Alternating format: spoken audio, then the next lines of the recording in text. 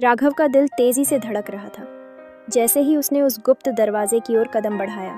दरवाजा अजीब गर्माहट और लाल रोशनी से भरा हुआ था, एक भट्टी की तरह। सुबह की पहली किरणों के साथ राघव वर्मा ने अखबार के पहले पन्ने पर एक हेडलाइन देखी जिसने उसे बेचैन कर दिया। अनन्या शुक्ला, एक युवा लड़की, लापता हो गई थी। यह समाचार साधारण लग रहा था, पर राघव की याददाश्त में कुछ गूंज रहा था। 3 हफ्ते पहले उसने अनन्या को एक स्टिंग ऑपरेशन के दौरान देखा था, जब वह एक पुरानी और वीरान लग रही अस्पताल के पास थी। उसकी आंखों में सवाल थे और राघव के मन में अंधेरा मंडरा रहा था। उसकी पत्रकारिता की प्रवृत्ति ने उसे अनन्या के घर की ओर खींच लिया। आदित्य, अनन्या का भाई, वहां उसकी बेचैनी और डर की छवि पेश कर रहा था। राघव ने उसे पूछा कि क्या हुआ था उस दिन। आदित्य ने बताया कि अनन्या लाइब्रेरी गई थी लेकिन लौटकर नहीं आई। पुलिस ने इसे एक साधारण लापता मामला माना, लेकिन आदित्य की आवाज में विश्वास की कमी थी। राघव को संदेह था कि कुछ गंभीर हुआ है। कमरे की तलाशी लेते वक्त राघव की नजर एक डायरी पर पड़ी। उसमें कोडेड शब्द थे जैसे ब्लैक विंग, स्टेप डाउन और शैडो वॉच। राघव की धड़कनें तेज हो गईं। शैडो वॉच का नाम सुनकर उसे याद आया कि यह अफवाहें शहर में एक गुप्त संगठन के बारे में थीं, जो रात में लोगों को गायब कर देते थे। अब यह मामला सिर्फ अनन्या का नहीं रह गया था, यह एक बड़े साजिश का हिस्सा लग रहा था। इंस्पेक्टर राजीव से संपर्क करने पर राघव ने उसे सबूत दिए कि यह मामला गंभीर है। राजीव ने उसे बताया कि पिछले 2 महीनों में 4 लोग रहस्यमय तरीके से गायब हो चुके हैं। उन सभी के मामले में एक समानता थी। गायब होने से पहले सभी के मोबाइल लोकेशन उसी पुराने सिटी अस्पताल के पास मिले थे, जहां राघव ने अनन्या को देखा था। अब राघव को यकीन हो गया था कि उस अस्पताल में कुछ गड़बड़ है। रात के गहन अंधेरे में जब राघव अस्पताल के बाहर खड़ा हुआ, उसके मन में खौफ और साहस दोनों का मिश्रण था। अंदर जाने पर उसने देखा कि दीवारें काली हैं और खिड़कियां टूटी हुई हैं। वहां हल्की आवाजें आ रही थीं, जैसे कोई फुसफुसा रहा हो। तहखाने में एक बटन स्टेप डाउन था, जो डायरी में लिखे शब्दों की याद दिला रहा था। बटन दबाते ही एक सीक्रेट दरवाज़ा खुला और भीतर से आई डरावनी आवाज़ ने राघव को फिर से सोचने पर मजबूर कर दिया। यही वह मोड़ था जहां से कहानी की जड़ें और गहरी धंसने लगीं। राघव का दिल तेजी से धड़क रहा था जैसे ही उसने उस गुप्त दरवाजे की ओर कदम बढ़ाया। दरवाजा अजीब गर्माहट और लाल रोशनी से भरा हुआ था, एक भट्टी की तरह। दीवारों पर बने खतरनाक चिन्ह, अधजले कागजों का मलबा और भयावह खामोशी महसूस हो रही थी। यह महज एक साधारण तहखाना नहीं था, बल्कि एक डरावनी यात्रा की शुरुआत थी। कैमरे की रिकॉर्डिंग चालू थी, लेकिन उसके हाथ में रिवॉल्वर का वजन बढ़ता जा रहा था।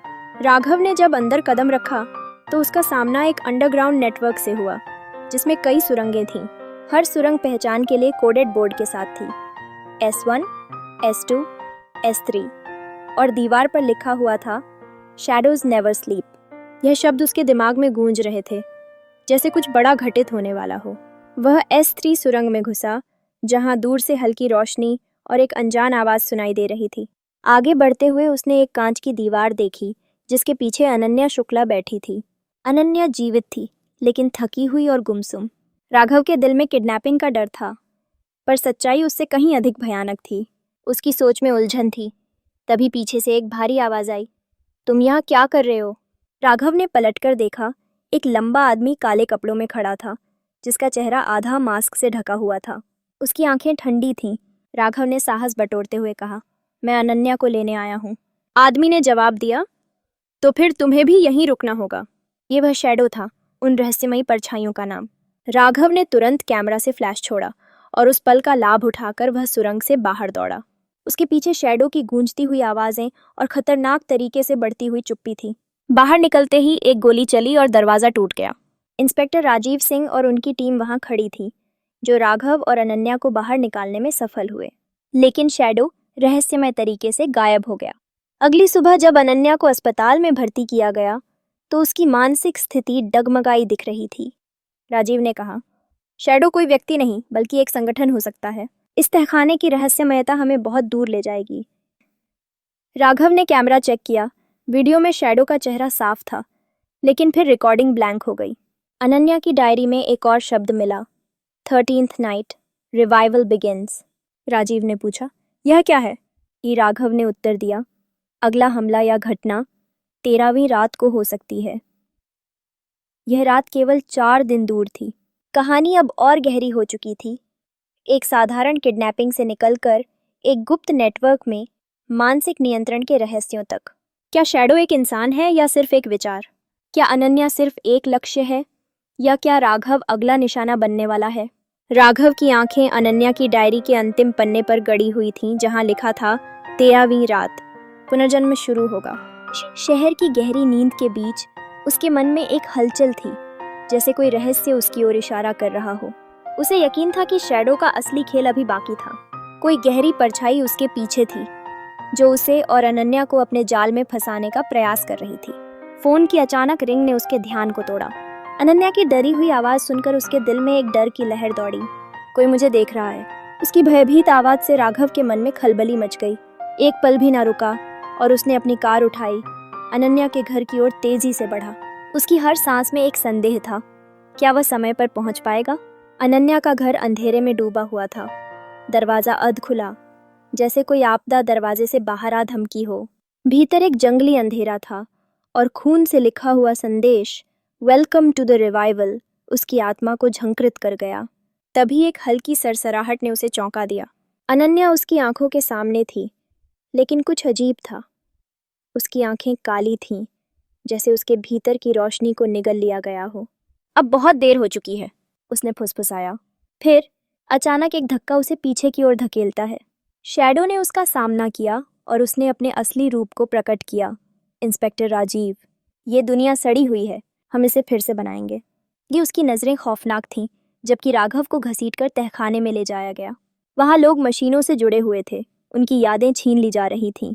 अनन्या की आंखें अचानक खुलीं, पर वो चुप रही। राजीव की अगुवाई में सब कुछ बर्बाद करने की योजना चल रही थी, लेकिन अचानक गूंजती एक गोली ने सब कुछ बदल दिया। अनन्या ने खुद को बचाने के लिए राजीव को मार दिया। मैंने अपनी यादें खो दी थीं। उसकी आवाज़ में पुरानी गहराई थी, जैसे सारे राज फिर से जीवित हो गए हों। जब उन्होंने पुलिस स्टेशन पर अपना सबूत पेश किया, तो मीडिया ने भारत का सबसे बड़ा माइंड कंट्रोल रैकेट बेनकाब की सुर्खियां बनाईं। राजीव अब अस्पताल में था, लेकिन राघव और अनन्या को पता था कि खेल अभी खत्म नहीं हुआ था। राघव ने अनन्या से पूछा कि क्या सब खत्म हो गया, तो उसके हल्के मुस्कान से जवाब आया कि नहीं, शैडोज कभी खत्म नहीं होते। और दूर एक सीसीटीवी स्क्रीन पर कोई उनकी कहानी को देख रहा था। 3 दिन बाद नई दिल्ली के एक असाधारण गुप्त सरकारी लैब में राजीव कोमा से बाहर आया था। उसे एक बेहद सुरक्षित वार्ड में रखा गया था, जहां केवल RAA रिसर्च अगेंस्ट एनोमलीज के अधिकारियों का ही प्रवेश था। राजीव की हालत ठीक नहीं थी, लेकिन उसकी अंतर्दृष्टि अक्सर उसे इस गंदे खेल की गहराई में खींचती थी। वहीं राघव और अनन्या अब कोठरी में सुरक्षा में थे, पर राघव के मन में बेचैनी थी। उसकी आंखें राजीव के लैपटॉप पर खुली फाइल पर टिकी थीं। प्रोजेक्ट शैडो जेनेसिस, एक खौफनाक योजना जो किसी के व्यक्तित्व को मिटाकर नई पहचान देने पर आधारित थी। यह प्रोजेक्ट पास्ट और भविष्य के बीच दंगल के लिए डिजाइन किया गया था। इसका उपयोग राजनीतिक एजेंडे, हत्याएं और जासूसी के लिए किया जा सकता था। राघव का दिल तेजी से धड़कने लगा। यह कोई साधारण मानसिक नियंत्रण नहीं था, बल्कि मनोजनित क्लोनिंग का कार्य था। होस्ट 0 का नाम अनवरत उसके भीतर गूंज रहा था। यह प्रतीत हुआ कि वह इस चक्रव्यूह का केंद्र था। अगली रात इंटेरोगेशन रूम में अनन्या और राघव ने राजीव से पूछताछ की। जब उन्होंने पूछा कि शैडो वॉच का असली लीडर कौन है, राजीव की हंसी ने उनके मन में संदेह उत्पन्न कर दिया। उसने कहा, तुम अब भी नहीं समझे, असली शैडो तुम्हारे अंदर है। अचानक सभी लाइटें बुझ गईं और स्क्रीन पर राघव का चेहरा उभरा, एक ठंडी मुस्कान के साथ।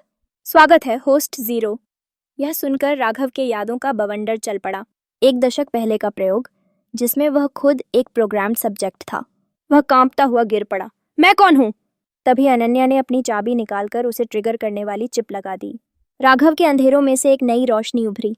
1 हफ्ते बाद राघव ने प्रेस कॉन्फ्रेंस में शैडो वॉच का पर्दाफाश किया।